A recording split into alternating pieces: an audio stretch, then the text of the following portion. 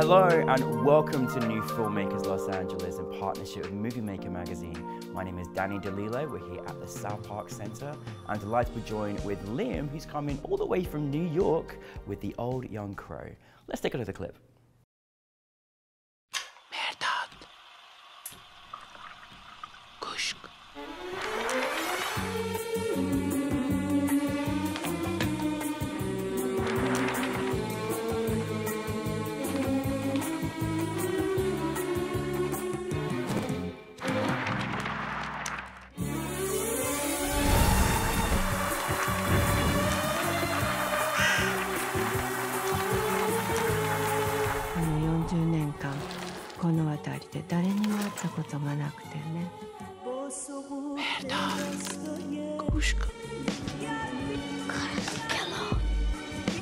میتونی فقط باز گوش کنی. 君ももう少し年を取ったら詳しい話をしてもいいかもしれんが、今はダメだ。子供が聞くような話じゃない。 Liam, thank you so much for being here. Thank you for coming from the other side, and thank you for bringing your film to New Filmmakers, and welcome to the family. It's a blessing. It's a blessing. Thank you so much. It was amazing seeing your film up on the big screen. I love it. I got so many questions, but for those that haven't seen it, tell us a brief synopsis. Yeah, it's about an Iranian boy who encounters an old Japanese woman at a graveyard in Tokyo, and then she disappears the next day, and he just looks for her and discovers why she's disappeared. It's such a lovely story, like such a unique and lovely story. Where did the inspiration come for you, Liam, in creating it? It's a couple places. I mean, I was living in Japan at the time, and I was doing a lot of sketching because I was working on an animation portfolio for CalArts. Then a crow landed on a grave in front of me.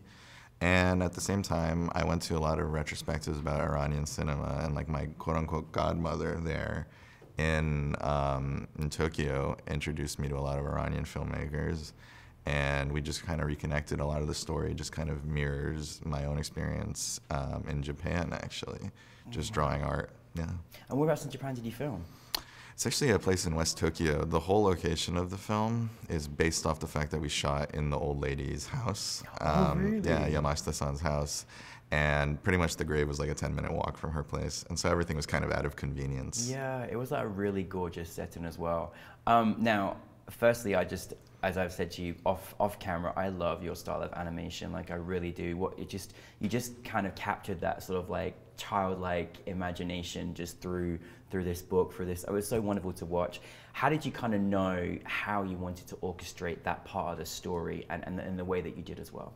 The truth is I didn't actually, you know. A lot of the movie is actually reverse engineering. You know, I'd shot it when I was 21. I'm 29 now. So it's been, I think, yeah, it's been 8 years, but it was 6 years to finish. And I had the sketchbook like years later, and I had no idea how I was going to finish it. But it became very apparent to me that when I was finishing it, like it had to feel like this was all coming from the same person, from the book. So it meant that, you know, one person's kind of got to be this kind of authorial voice. So it took me about 4 months to do the sketchbook, and then it took about another 4 months concurrently to do the animation, and the majority of it's pencil on paper, and it needed to just kind of feel like the person who was, you know, drawing the sketchbook drawings was doing the animation stuff too. Yeah, oh, amazing. Listen, it's always interesting when you hear these stories of like, yeah, the idea started at this time, but then obviously it's come later. Was there a reason it sort of got put aside, or how did that work? Yeah, no, I mean, the footage that we shot, well, I shot, I mean, it was 21, it was like my first actual shoot. Wow.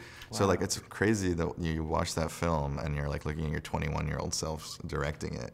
And the boy's like, 15 now, isn't he? The boy's 15 now, yeah, but yeah, he's like their age actually.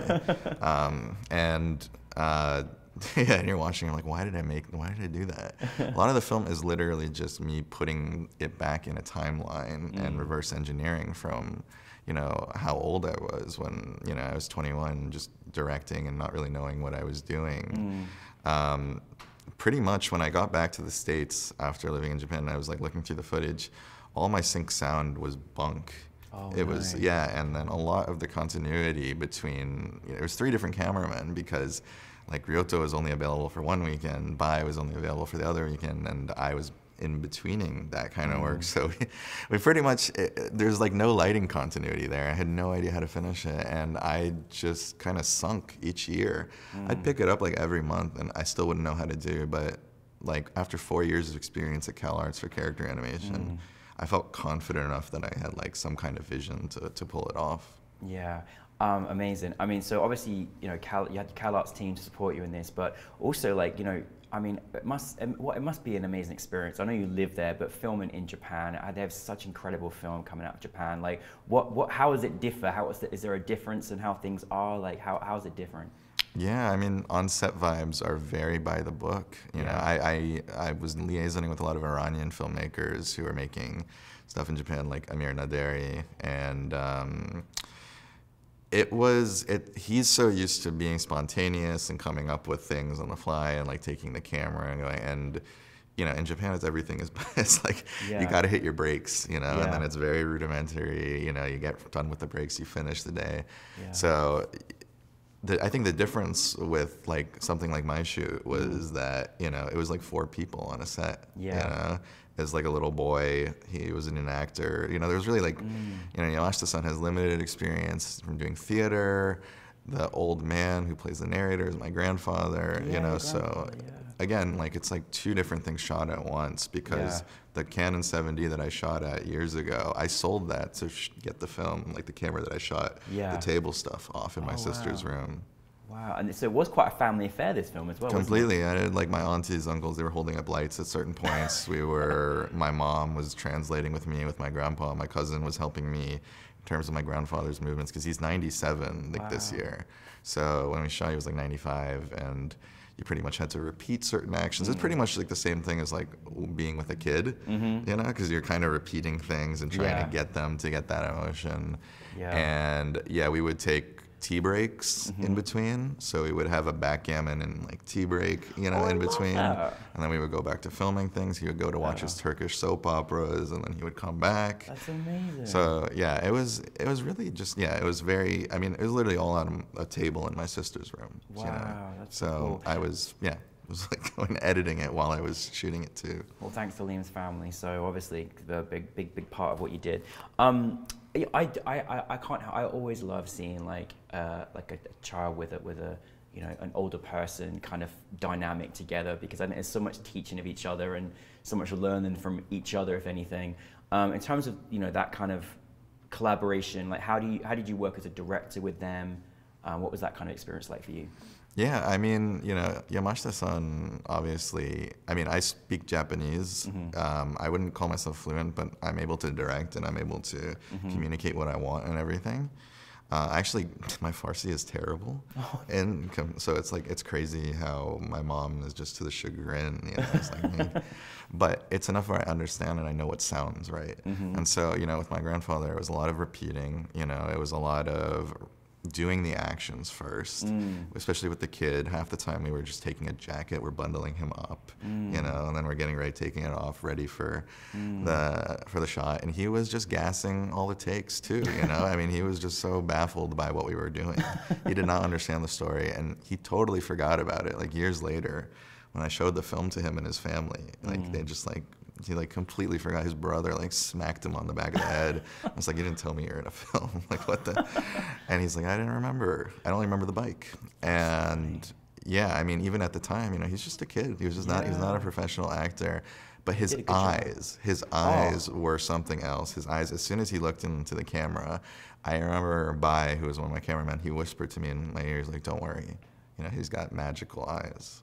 You know, I'm glad you said that, because especially on the big screen, we saw him yesterday. Like he just captured that childlike imagination through his eyes in just such a wonderful, nostalgic way. I think for adults as well. You know, there was something unforced about it. Yeah. Same thing with my grandfather's voice. My mom was like, she was like, he's not an actor. Why are you going to use him? And I was like, no, people are going to think this is authentic. Your grandfather needs to do podcasts next and tell stories. The film actually is planning to be a feature. That's what I'm working on. And so, you know, you never know if he goes back to Iran, he comes back to the States, you never know if it's going to be his last trip. And so luckily, you know, I wrote some lines together and we recorded them recently, because I wanted the first and last lines of the feature film to be his still. That's amazing. So yeah, it's like about keeping that kind of energy going. I think that's beautiful. I mean, so that is what's coming next for you, working on the feature now?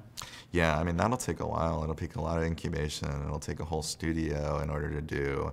In terms of like, basically, I have a lot of experience just like filming on like a table and being 21 and shooting in a graveyard. So it's not quality experience of like being a leader on set. So this next short that I'm doing is building that up, and so I think it's just about incrementally building up in terms of scale, so that I have like the ability to execute at a very high level, because I'd really like to pull off this hybrid quality with the ability to be able to direct both the animators and the live action principal photography like at a really high level. Yeah, absolutely. Well, you certainly did so well with this film, and I'm so glad you brought it to New Filmmakers LA with us. But no, well done. Thank you. Thank you for having me. No, thank you. Thank you for coming from New York as well. And so, you know, we're excited for the feature, and yeah, welcome to the family. Thank you very much. Thank you. And thanks to all your family too. Yeah, oh my gosh. Thank you to them always. Liam, everybody.